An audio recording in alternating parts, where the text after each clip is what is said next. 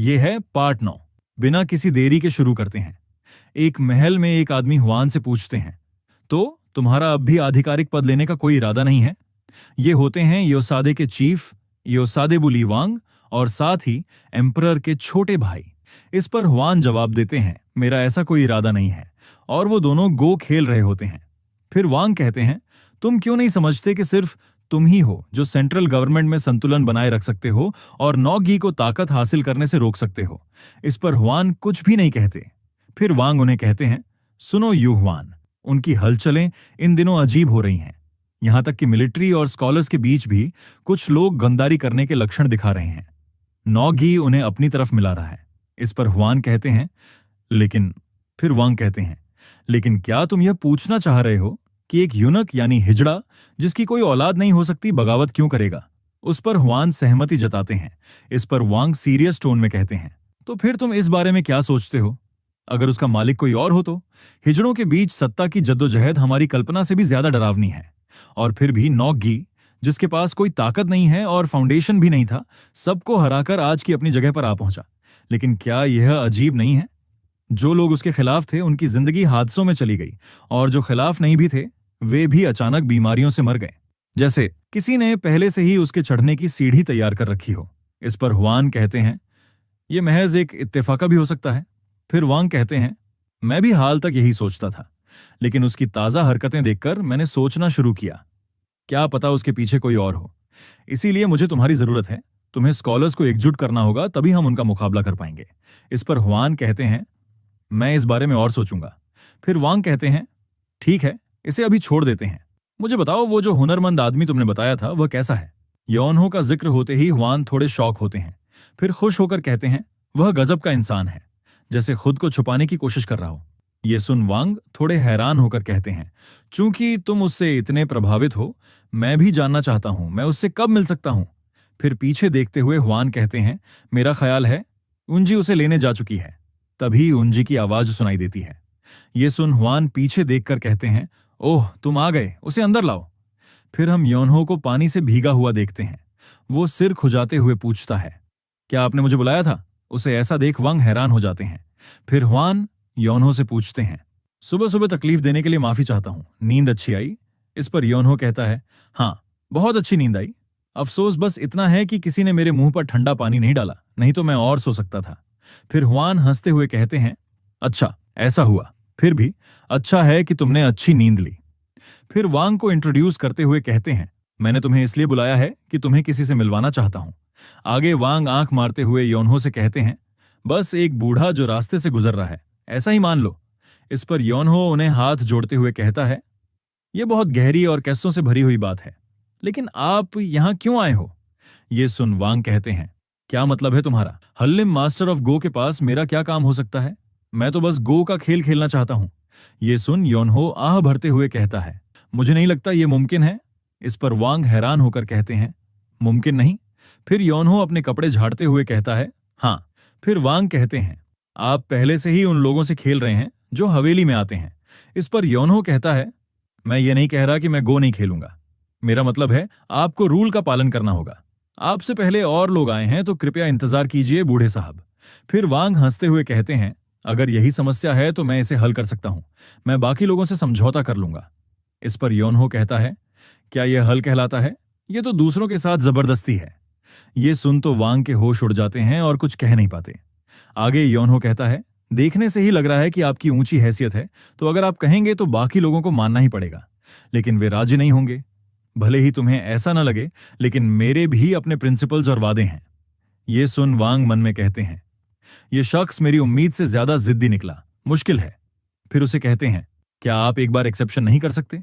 उस पर यौनहो कहता है, मैंने कहा था आपको बस इंतजार करना होगा। इस पर आगे वांग कुछ कह नहीं पाते। तभी अब तक शांत बैठी युंजी अपने पिता से कहती है, फादर, मेरे ख्याल से मैं इसे हल कर सकती हूं। वही वांग यौनहो को मनाने की कोशिश कर रहे होते हैं और यौनहो मना कर रहा होता है। युंजी की बात सुन हिवान कहते हैं, तुम कर सकती हो? उस पर युंजी हां कहती है। फिर गुस्से से यौनहो की तरफ जाते हुए मन में उसकी बातें याद करते हुए कहती है, उसूल, वादे, मजाक कर रहे हो ना? ये शख्स आखिर है कौन? फिर यौनहो के कंधे पर हाथ रखकर उसे कहती है, आज के सारे गो के खेल सिर्फ इस एक खेल के लिए मैं उन सबको रद्द कर देती हूँ। ये सुन तो योनहो को जोर का झटका लगता है। फिर उससे कहता है, क्या सचमुच? हाय, ये तो बड़ा लालच देने वाला प्रस्ताव है, लेकिन मेरे भी अपने उसूल और फर्ज हैं। लेकिन अगर तुम कल तक के रद्द कर दो तो मैं सोचता। इस पर युंजी कहती है, कल तक नहीं, अगर आज ही थोड़ा आराम चाहिए तो चालबाजी मत करो। अब कोई और समझौता नहीं होगा, अभी फैसला करो। और बस योनहो मान जाता है और चेयर पर बैठकर कहता है, खेल शुरू करो। ये सब देख वांग हुआन को घूर रहे होते हैं। उस पर हुआन कुछ भी नहीं कह पाते। फिर वांग मन में योनहो को देख कहते हैं, यह सबसे बुरा है। क्या यह वही आदमी है जो सिर्फ बातें करता है? दिल तो कर रहा है कि उठकर चला जाऊं, लेकिन एक बार शुरू कर दिया तो अंत तक खेलना ही पड़ेगा। देखते हैं तुम कैसे आदमी हो। और एक चाल चल देते हैं। थोड़ी देर बाद गेम खत्म हो जाता है और रात हो जाती है। फिर भी वांग उनके बीच जो मुकाबला हुआ उसे देख कुछ तो सोच रहे होते हैं। फिर हुआन उनके पीछे से पूछते हैं, क्या तुम्हें उसके साथ गो का खेल अच्छा नहीं लगा?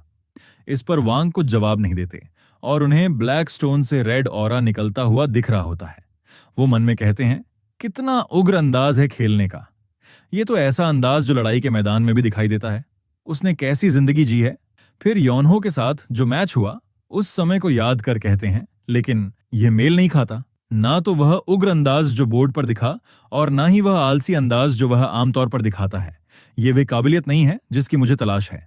फिर वहां से जाते हुए हुआन से कहते हैं, ये तो वक्त की बर्बादी थी। मुझे समझ नहीं आता तुम उसे इतना काबिल क्यों मानते हो। इस पर हुआन कहते हैं, क्योंकि मैंने देखा था। ये सुन वो पीछे देखकर पूछते हैं, क्या देखा? फिर हुआन उनके मैच को याद कर बताते हैं, उससे गो खेलते वक्त एक लम्हे में मैंने एक दिव्य चाल चली थी। वह चाल इतनी अच्छी थी कि मुझे भी अपनी तारीफ करनी पड़ी। मुझे लगा खेल खत्म हो गया है, तो मैंने बोर्ड से नजर हटाई और दूसरी तरफ देखा। वहां था एक सेल्फलेसनेस का चेहरा, जो सिर्फ वही दिखाते हैं जो पूरी तरह अपने काम में डूबे हों। ये सुन वांग थोड़ी देर चुप रहते हैं, फिर कहते हैं, क्या यकीन है कि तुमने गलत नहीं देखा? इस पर हुआन यकीन के साथ कहते हैं, मैं गलत नहीं देख सकता था। फिर वांग आह भरते हुए कहते हैं, खैर, मेरा उस शख्स को इस्तेमाल करने का कोई इरादा नहीं है। इस पर हुआन हंसते हुए कहते हैं, ऐसा है? फिर वांग आगे कहते हैं, क्या वक्त की बर्बादी हुई? नहीं, चूंकि तुमसे मिल लिया इसे बर्बादी नहीं कह सकते। वैसे भी मुझे कल सुबह जल्दी निकलना है। ये सुन हुआन पूछते हैं, इतने व्यस्त हो? इस पर वांग कहते हैं, मैंने बताया था ना, आजकल माहौल बिल्कुल अच्छा नहीं है। इस पर हुआन कहते हैं, समझ गया। फिर वांग आसमान में तारे देख मन में कहते हैं, अफसोस की बात है। हालांकि यह रात तो इतनी मुकम्मल है कि उदास होने की कोई वजह ही नहीं। तभी अंधेरे में कुछ लोग एकेडमी में आ जाते हैं। ये वही मोटा मोकपुंग होता है। उससे एक मास्क वाला बंदा कहता है, तैयार है। इस पर मोकपुंग कहता है, अच्छा। और उसके पीछे झाड़ियों में बहुत सारे मास्क लगाकर अटैकर छुपे होते हैं। फिर उन्हें ऑर्डर देते हुए कहता है, जल्दी से सबको काबू में करो। इतना सुनते ही वो सारे अटैकर बिजली की रफ्तार से एकेडमी में घुस जाते हैं। एकेडमी के अंदर दरवाजे पर एक गार्ड जम्हाई दे रहा होता है और उसके ऊपर वो अटैकर आ जाते हैं। पर अच्छाई देखकर वो गार्ड ऊपर देखता है और कुछ करता उससे पहले ही वो मास्क अटैकर उसे मार देते हैं। फिर वो झुंडा उस दरवाजे से अंदर आ जाता है और उसके अटैकर उन गार्ड्स को गाजर मूली की तरह काट रहे होते हैं और अंदर घुस रहे होते हैं और बहुत सारे लोगों को बंदी बना लेते हैं। आगे मोकपुंग कहता है, तुम्हें पहले ही मेरी बात सुन लेनी चाहिए थी। फिर वो जोर से अपना हाथ घुमाकर उन मास्क अटैकर को ऑर्डर देता है कि सबको पकड़ लो। आज रात एक चूहा तक बाहर नहीं निकल पाएगा। वही योनहो मजे में एकेडमी के अंदर सो रहा होता है। इसी के साथ चैप्टर यहीं पर खत्म होता है और आगे आगे ये स्टोरी और भी मजेदार होने वाली है। इसके अगले चैप्टर के लिए इस चैनल को लाइक, शेयर और सब्सक्राइब करें। मिलते हैं अगली वीडियो में।